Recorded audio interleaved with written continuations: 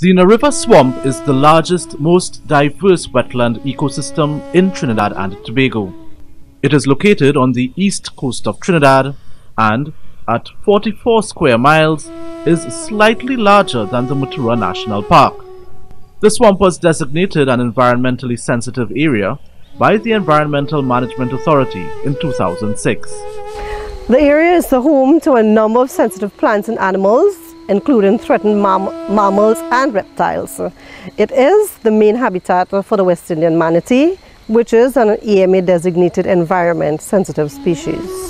One can also find, deep within the swamp, the once locally extinct blue and gold macaw, which was recently reintroduced into the wild after a successful breed and release program, and one of the world's longest snakes, the green anaconda.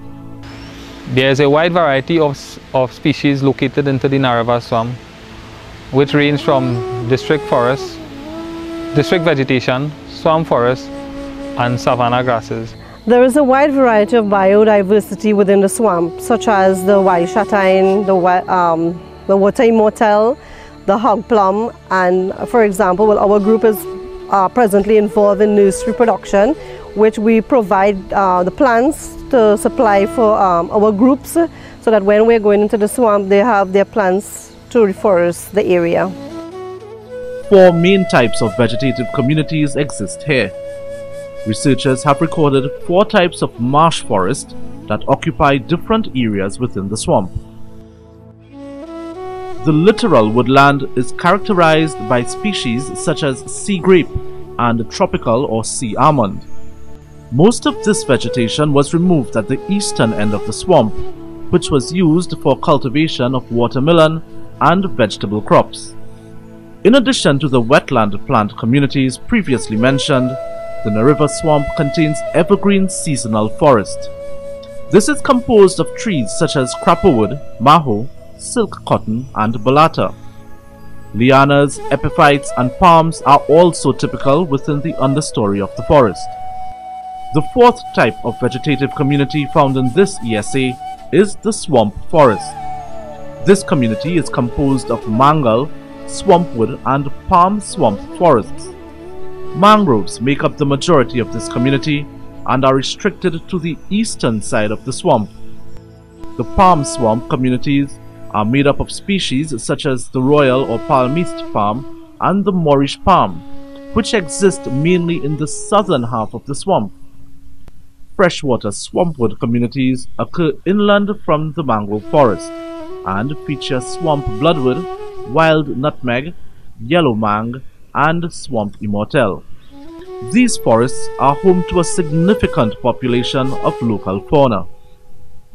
However, after thriving for centuries, the swamp's ecosystems are under threat from human activities. Small-scale vegetable farmers also followed suit and started planting in prohibited areas. In the 1980s, there were illegal rice farming that affected the plants and animals in the swamp and changed the water courses drastically. These land clearing activities removed vital habitat for the swamp's many species. In addition, there was a negative impact on the movement, distribution, and quality of water throughout the entire ecosystem. The significance of the Nariva swamp and its biodiversity has been recognized for many years. In 1968, parts of it were declared a game sanctuary and a forest reserve, and it was recorded as a Ramsar site in 1993 as a wetland of international importance. Additionally, in accordance with the Environmental Management Act, one can be fined up to $100,000 and face imprisonment for up to 2 years if one commits an offense as outlined in the EM Act against an ESA or ESS. These milestones set the pace for the conservation actions that led to the swamp being designated as an ESA in 2006. The EMA is currently coordinating with the University of the West Indies, the Forestry Division, and various community-based organizations, including the Plumita Beach Farmers Group, to execute the Nariva Swamp Restoration Project for the future of our community and country at large.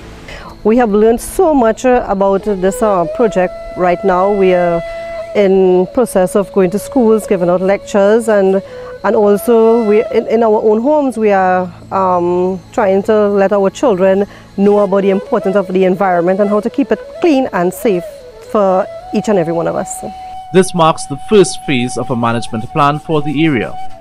The project is also guided by a series of studies conducted for the area, including a reforestation scheme, a social impact assessment, a water resources management plan, and an historical change detection analysis.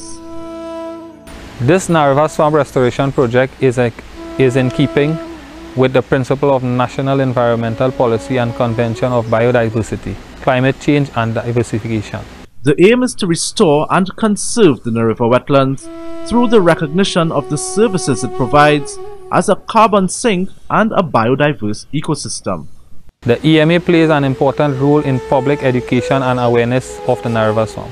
These strategies take the form of institutional strengthening, training, employment, research initiative, public and school lectures, interviews, media releases, science posters, videos, and special publication.